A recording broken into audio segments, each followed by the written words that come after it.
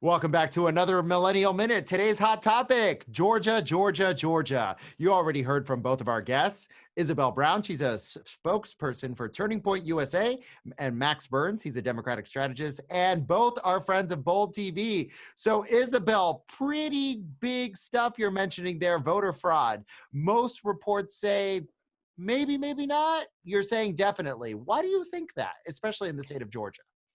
I find it incredibly alarming that mainstream media outlets have decided to go with the tagline, no evidence, over and over and over, and continue digging themselves further into that hole when more and more evidence continues to pop up outside of what's being covered on the mainstream media after Election Day 2020. For example, in the state of Michigan alone, there are over 200 pages of signed affidavits. Those are sworn testimony that are considered evidence in a court of law from people who worked in polling locations or for the United States Postal Service, saying that they either directly observed or took place in themselves situations of voter fraud. And that's just one state. There are affidavits coming from many, many of these swing states. And in the state of Georgia, we recently observed a live press conference from a spokesperson from the Secretary of State's office there in the state, saying that in this recount process, we would be bound to find fraudulent ballots, duplicate ballots, ballots from individuals who are not legally allowed to vote that would inevitably be uncovered throughout this recount process.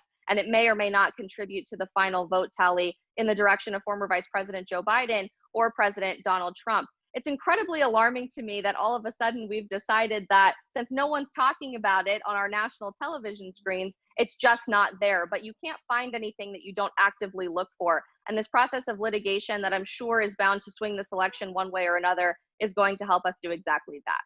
So, Max, you said made a really important point, right? Which is in Georgia, there's been a long history of what people are calling voter suppression. Tell our viewers a little bit more about that and what you say to what Isabel is saying right now.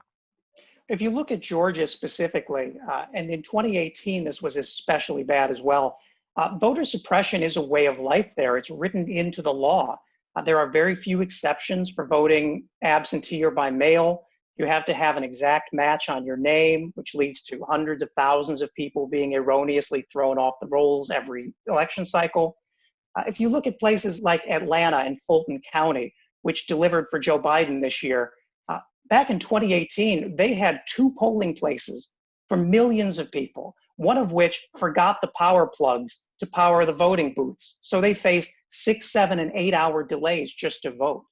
And when you're asking people to stand in line on a work day and sit for 8 hours, 7 hours, 6 hours just to cast their vote, it has a great effect of making sure a lot of people who maybe need to get to work or have kids they need to take care of don't vote.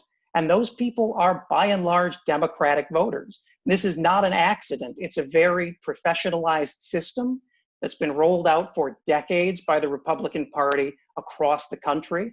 And what I think stuns Republicans so much is that in the face of this pressure, Black voters, especially in Georgia, showed up in record numbers and flipped the state that the GOP thought was theirs by right.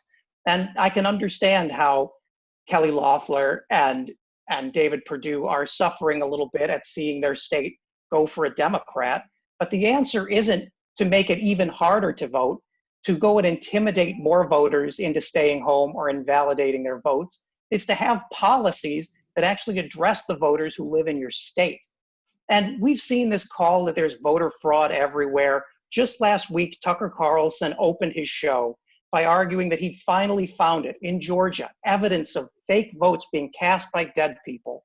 Well, a day later on Friday, he had to issue an apology because that turned out to be a completely false story. So if the media is trying not to find things, I don't know where that argument's coming from. The president's campaign has set up a hotline for voter tips. They've held press conferences every day asking for evidence of voter fraud. The problem is when those get to actual courts where people have to swear under oath under penalty of perjury that that's true, the president's gone 0-16 in court cases.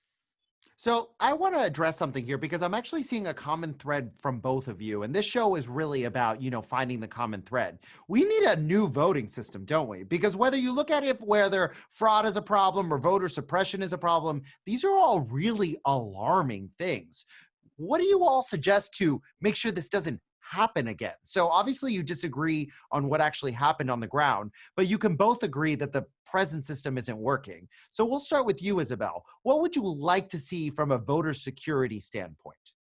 Well, first of all, David, you hit the nail right on the head. I think regardless of who you voted for in this presidential election, almost every American that I've had the fortunate ability to talk to in the last few weeks, especially those I disagree with, have all lost some sort of faith in this process, knowing that their vote may not be valid, may not be counted towards the candidate that they intended to vote for, or may not even be counted at all. And that's incredibly frustrating in a country that relies on our civic participation in democratically conducted elections. Ultimately, I think there's a couple of very simple opportunities for us to take onto our wing and really move forward within these democratically elected elections. The first of which being we should specify what our voting in-person process looks like. Is it electronic? Is it on paper? What machines do we run it through? This idea that there may be some concerns with Dominion voting systems, in particular the electronic system used in over 30 states, that in one county in Michigan switched 6,000 votes intended by the voter for President Donald Trump to Vice President Joe Biden just because of a glitch,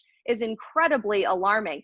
In my opinion, we should go back to the old school pen and paper route, ignore the Sharpies, which you're hearing a lot about here in the state of Arizona. And most importantly, we should institute a national voter ID law to ensure that the individuals going to vote on election day are the person that they say they are, and their vote can be validated back towards who they are as a person.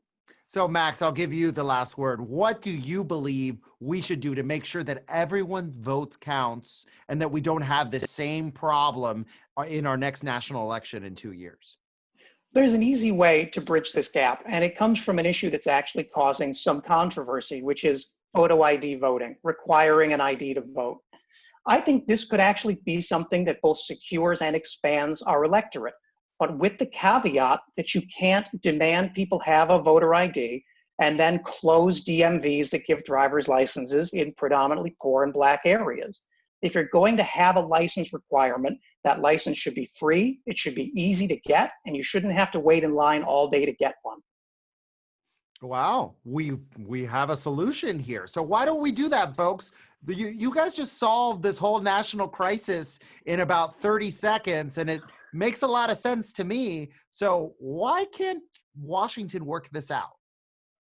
Well, I think a lot of it has to do with the idea it's not the sexiest solution, right? It doesn't gain the most credits on TV or the most clicks on social media, but the more conversations like this that we can have moving forward with people from both sides of the aisle, the more likely we are to reinstate some faith in this process. So Max, all you're saying is play fair, give people the IDs, but don't give them a hard time. So we heard the stories out in South Dakota about certain American Indians having trouble getting IDs, etc. So everyone should have an ID, but it should be free, it should be accessible, and there shouldn't be any barriers in people getting for that. And I see Isabel shaking her head yes, so you can agree with that? Absolutely. Wow, well, that's the point of the show. So on that note, thank you all for joining us today. We really appreciate it. Thank you. Thank you. And thank you all for watching. Be sure to follow us at Bold TV on all social media. Have a great day.